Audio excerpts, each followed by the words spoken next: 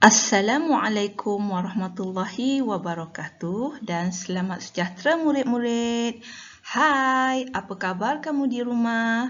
Cikgu harapkan kamu sentiasa sihat dan terus bersemangat untuk meneruskan sesi PDPR bersama keluarga di rumah masing-masing.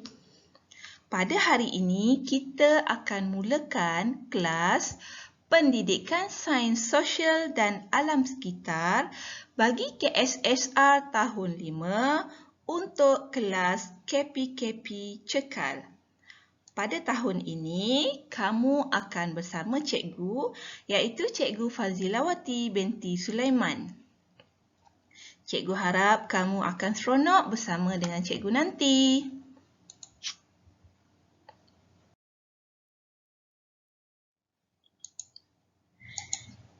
Di sini, cikgu lampirkan link buku teks digital versi online AnyFlip. Buku ini sangat menarik kerana ia adalah versi digital yang kamu boleh buka pada bila-bila masa. Cubalah nanti. Okey, kita tengok pula apakah keperluan dan bahan untuk pendidikan sains sosial dan alam sekitar tahun 5. Yang pertama, kamu mesti ada buku teks pendidikan sains sosial dan alam sekitar. Okey, ni gambar dia. Okey, seterusnya kamu juga harus ada buku aktiviti pendidikan sains sosial dan alam sekitar. Seterusnya, kamu juga mesti ada buku tulis pendidikan sains sosial dan alam sekitar. Cikgu gunakan buku praktikal sains yang kamu boleh dapatkan di kedai buku sekolah. Okey. Seterusnya, bagi murid-murid tertentu, cikgu akan sediakan modul pendidikan sains sosial dan alam sekitar. Okey, cikgu akan maklumkan murid-murid tersebut kemudian nanti.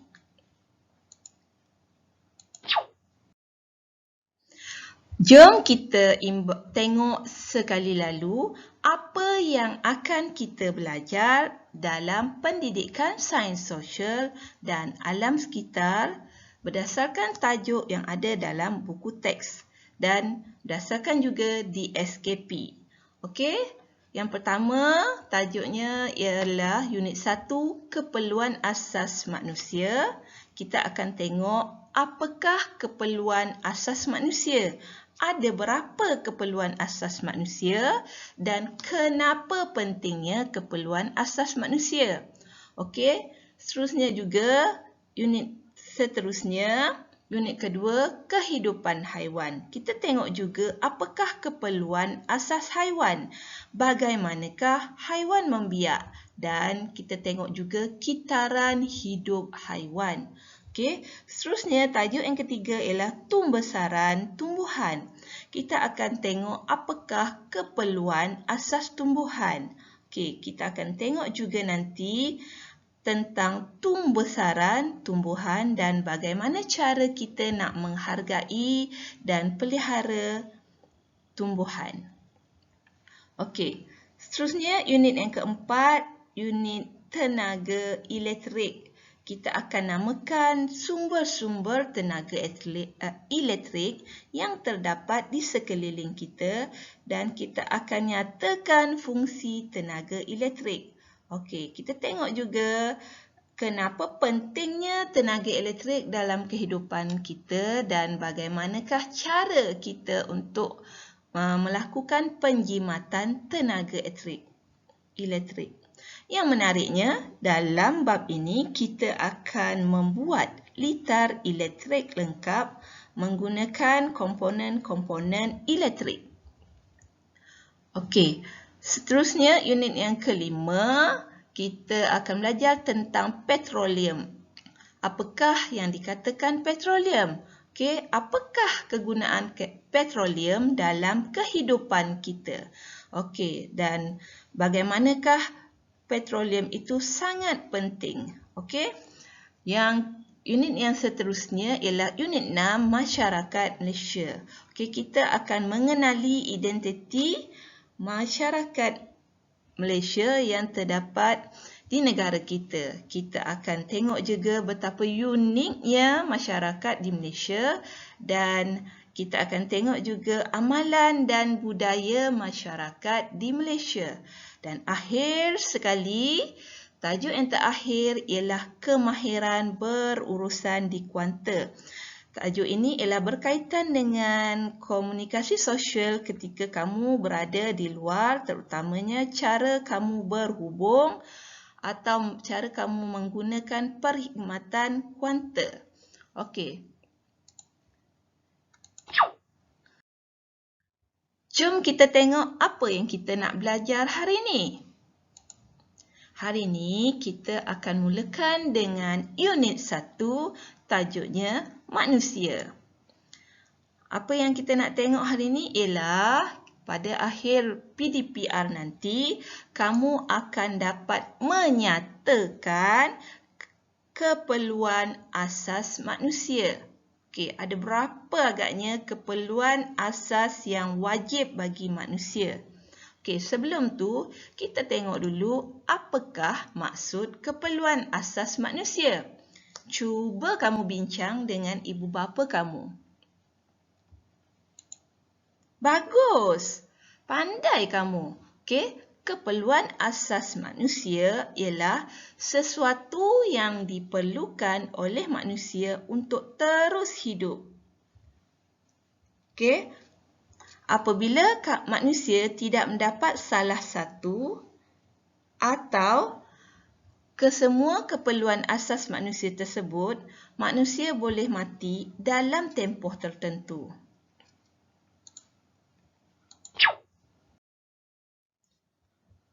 Okey, mari kita tengok buku teks muka surat 1. Tajuknya keperluan asas manusia. Okey, tengok tu. Ni namanya ialah Azim. Dia berumur 11 tahun.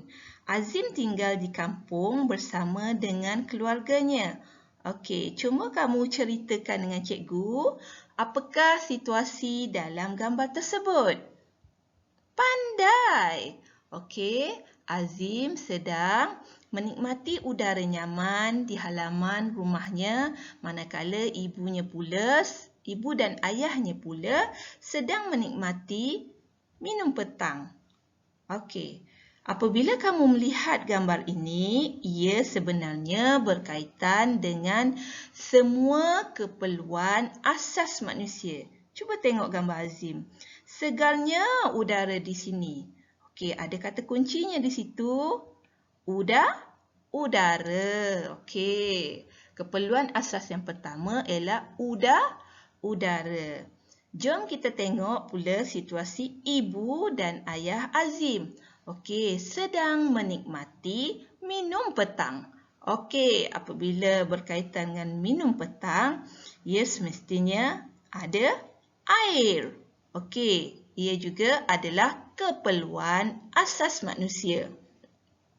Terusnya, kita tengok pula keperluan asas yang ketiga, iaitu makanan. Okey, makanan, minum petang, ibu dan ayah Azim. Okey, seterusnya keperluan asas manusia yang wajib ada ialah tempat berlindung, iaitu rumah Azim. Semua orang mesti ada rumah sendiri, tak kira besar atau kecil. Okey.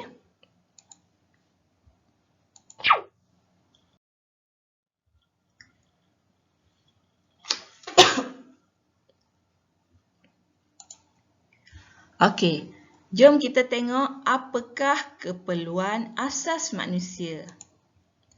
Yang pertama tadi, udara, okey, air, makanan dan tempat berlindung. Air, makanan dan tempat berlindung. Semua keperluan asas manusia ini wajib bagi setiap manusia Dan apabila manusia tidak mendapatkan salah satu atau kesemua keperluan asas tersebut, manusia boleh mati dalam tempoh tertentu. Contohnya, apabila kamu tidak mendapat udara dalam tempoh masa tertentu, manusia tidak boleh hidup. Okey? Seterusnya juga keperluan asas manusia yang lain. Okey, betapa pentingnya keperluan asas dalam kehidupan manusia.